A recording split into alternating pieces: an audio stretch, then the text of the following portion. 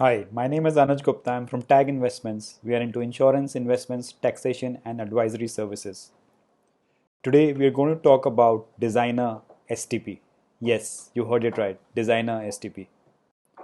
We were just Googling and we came across few designer kurtis, designer dress, designer suits, designer bike, designer mask, and we then immediately thought of making something called as designer STP. We'll talk more about it as we progress through this video. On the economic side of things, the investors are actually confused or worried as to what is going to happen to the economy as well as the markets from a 1 year standpoint of view.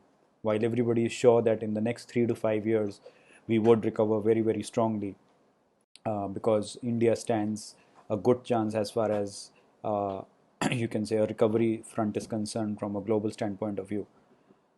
Reasons are enough, whether it is dipping crude oil, increasing population consumption within India, some base changing from China, and we eating India eating up some pie, while there are speculations that India would get some out of the major pie, which will shift from China to other countries like Philippines, Indonesia, Malaysia, Singapore. But at the same time, we are sure that India should get its pie. Thereby, we are very, very positive on India from a 3 to 5 year point of view. But the big question is what to do if we have some big or small money and we need to deploy it somewhere. Should we just park it in a 1 year FD and then wait for the markets to rise and then put our money into stock markets and mutual funds? Or should we take a plunge today into stock markets and mutual funds? But the big question is how much and when. So we will be answering that for you today in this video. A quick overview on the news. So while the RBI governor tells us that he expects a V-shaped recovery in 1 to 2 years from now, and few Indian CEOs, they believe that it will take over a year to recover from the COVID crisis. Also, a brokerage City House says that Nifty should test 10,000 levels in 1 year time. Also, a little bit that's about the market. So on the interest rate fronts, we are this is the chart which shows. I'll just try and hover my mouse here. So India is at 4.4 repo rate, and kind of a bank FD rate is 5.9% on an average. Some banks can give you a 6.75, and recently I got a call from my banker saying that he's giving us a 7% rate of interest. But at the same time, what we feel is that 6 to 6.5% is the bank FD rate, which is going to be there, and it's going to be declining in the years to come. At the same time, what we're trying to show from this global policy rates, so it's almost close to zero or negative.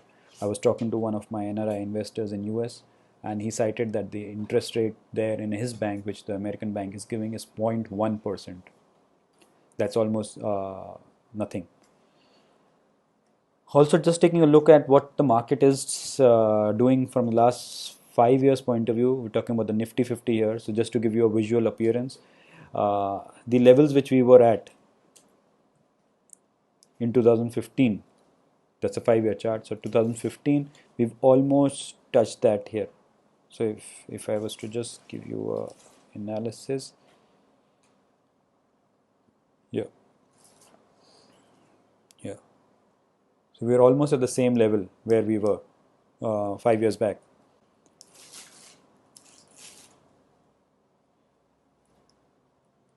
Talking about the small cap, we've actually, so again, just talking about the small cap here. If you see, somebody who's investing in small cap actually would have seen his or her investments going into negative, even somebody who started in 2015. Similar fate for mid cap. It rose here and it dipped here. So almost we're seeing a 5 year low. Healthcare index, well, we see some recovery happening in healthcare because of the consumption and the health concerns which globally investors are having. So they are using a lot of healthcare uh, items, and that is why you see the healthcare actually coming up as a sector or as an index. The bank index has also sharply gone down because of the fear of the NPAs, non-performing assets, and people defaulting on their loans. The Indian volatility index of last 3 years. So if you see, we were all good in the last 2.5 years, but suddenly we see this spike, and that is why we see the dip in the market. As a SIP investor, I would say all of us are safe and good, and just how to prove that is we've just shown a couple of SIP investors portfolio here, and it's quite latest. So somebody who's investing 15,000 on a monthly basis, we've taken a 15,000 or 10,000 or 6,000 mark. So somebody who's investing 50,000 rupees in the month of January, the NAV was 26.56 of this particular fund, and he got 564 units.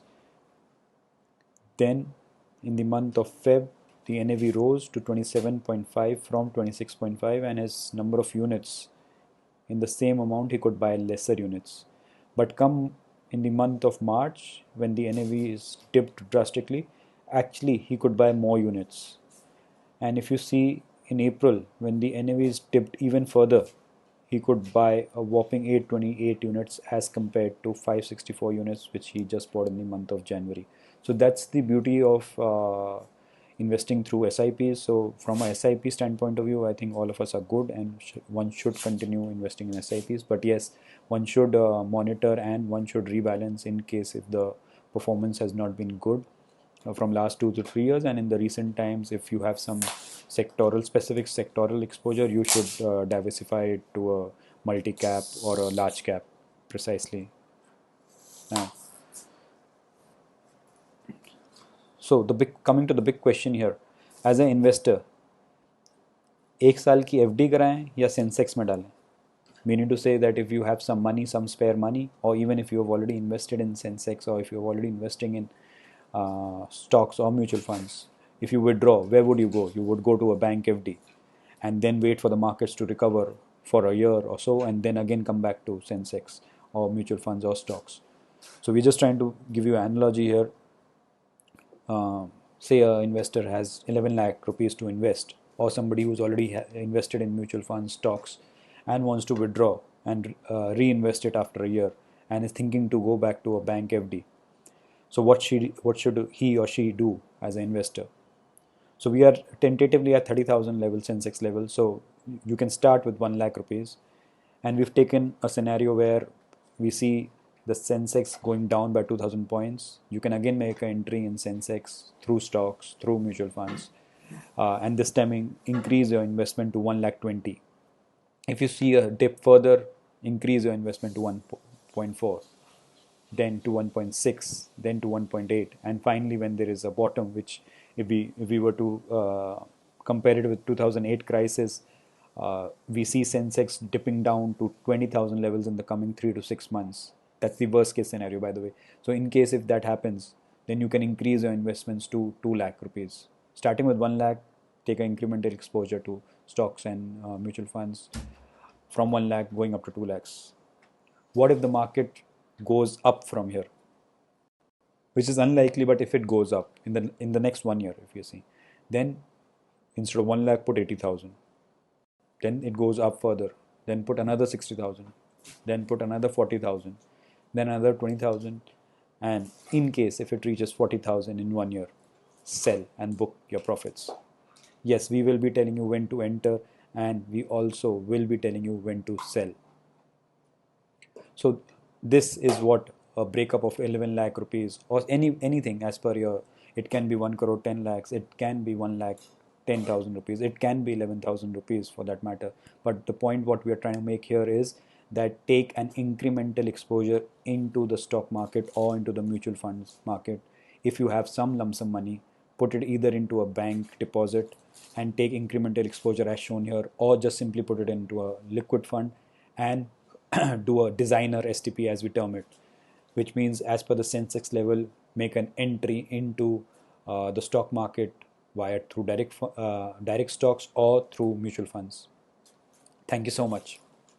In case if you have any questions, you may WhatsApp us, and in case if you want to write to us, here is my email ID, and we promise you a reward. Thank you so much.